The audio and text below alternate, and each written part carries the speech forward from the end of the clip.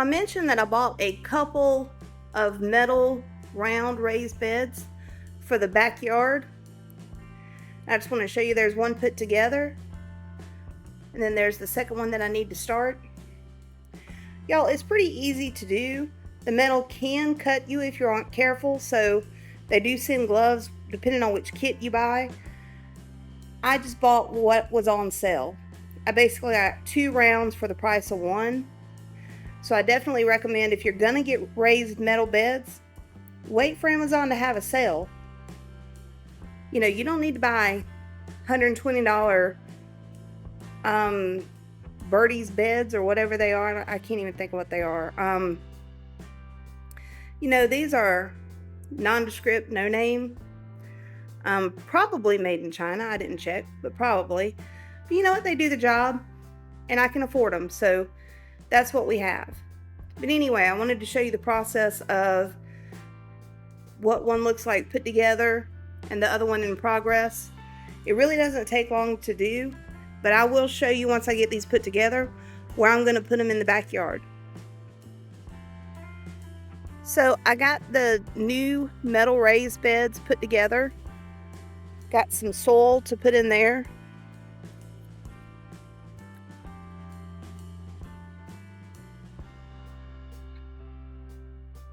All right, let's go see what plants we got. Hey, Christiane.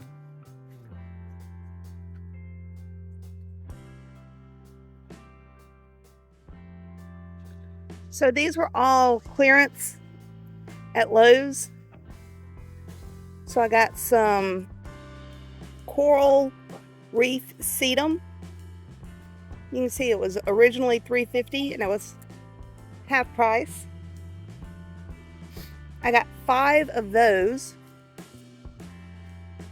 I got a Japanese beach fern that was $7.98. I got a cordyline, which was $5.98. Again, clearance, so it was half off. And I got a flamethrower chili pepper coleus that was full price at $3.98, but I got it half price.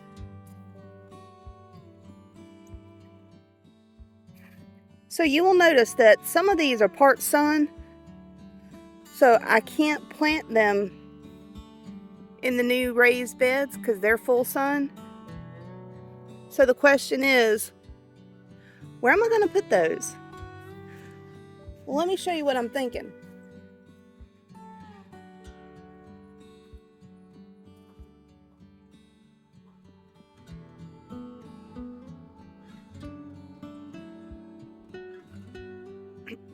So over here in the side yard, I have this tree that is way too close to the house. It needs to be cut back. But it provides part sun over here. And I thought about planting them over here, but y'all, I don't think I'm going to now because of the deer. Look at what the deer did to that hydrangea.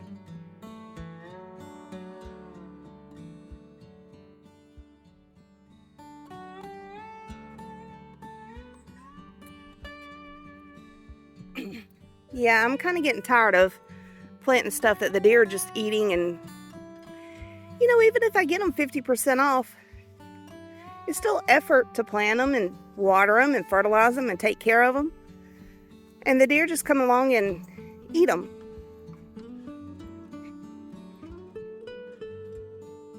A great example is right here. So this hibiscus,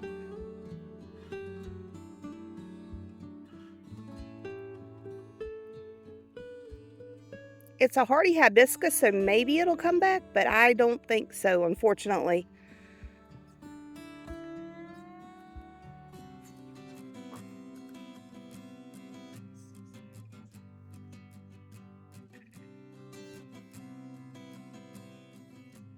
Okay, so far the only thing I put in here is the sedum ground cover. It started raining, and I don't mind gardening in the rain, but it started raining pretty hard. And plus, I'll be honest with you, I'm not exactly sure what all I'm going to plant in those. I'm probably going to shop my own garden.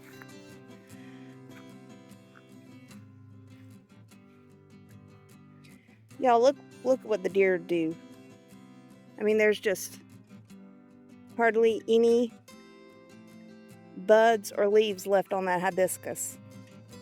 Same thing over here. During the fall, they jump that fence and they come in and have a buffet. Oh, I wanted to show you the flower. So that is the elephant ear flower. Again, a lot of people don't know that elephant ears will flower. Got a bee on the zinnia right there.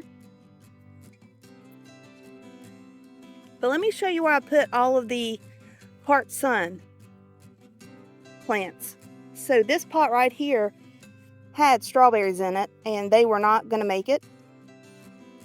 And it's sunny right now, but this is a part shade location because you've got the hibiscus, you've got the rose of Sharon, you've got the loofah along the fence. You know, you've got all these plants that provide shade to that location. So I think those plants that are part shade will do fine in that pot right there. We're going to give them a go. And I did put one of the sedum in here with them.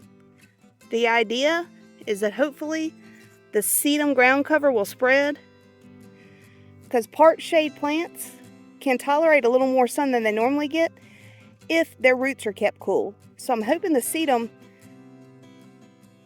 just covers that entire pot so that all of the roots of the plants are shaded, and that way they should be very happy in that pot. We'll see. We'll follow the progress. And I did clean up the eucalyptus a little bit, and that's where I moved the strawberry pot from. I really needed to free up that area to be able to walk through. It's just easier to walk through than it is to have to walk all the way around.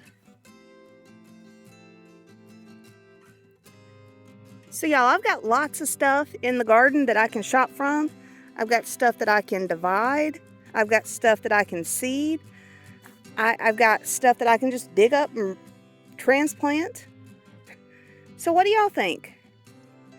What should I put in the 2 new beds that I bought and put together?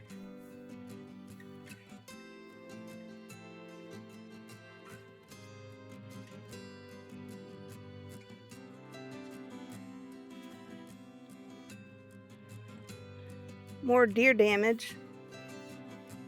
Honestly, I probably need to cut that one down because it's not going to do anything. They didn't even leave a single leaf on that one. And the only thing they left on that one is the very top.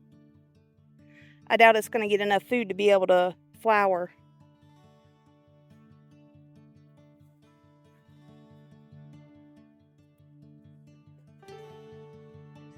I just love these straw flowers. I really hope they reseed, or I'm able to get seed and plant them again next year. If not, I might break down and buy a packet of seeds because I think they're so pretty.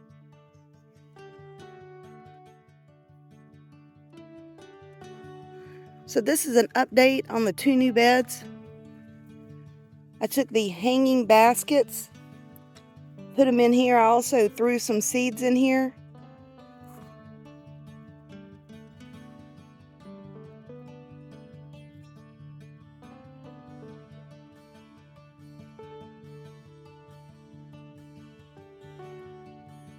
And I did throw some random mulch out just to try to help with the erosion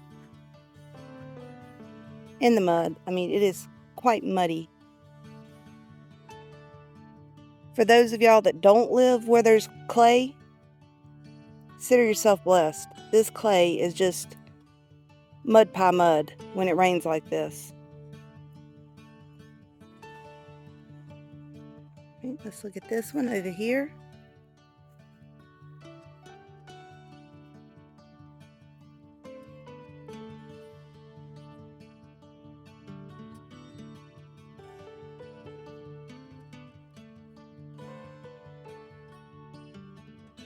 And the caladiums are coming up nicely.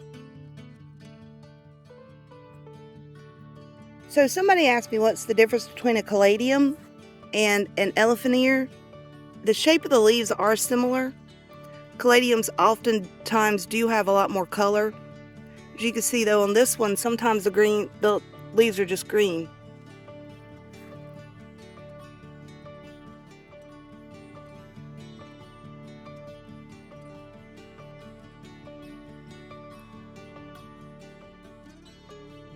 And these are elephant ears.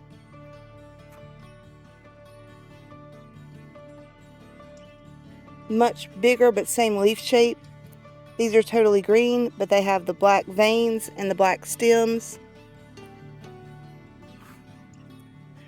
Let's see if you can see the coffee cups over here. Oh yeah, so here's another elephant ear. This one's called coffee cups. You can see the leaf holds water when it rains. It also has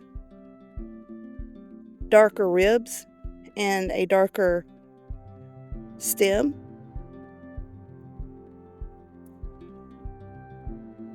So hopefully that gave you a good example of the difference between the two different plants. If you have any more questions, let me know down below and I'll answer them for you. Until next time, happy gardening.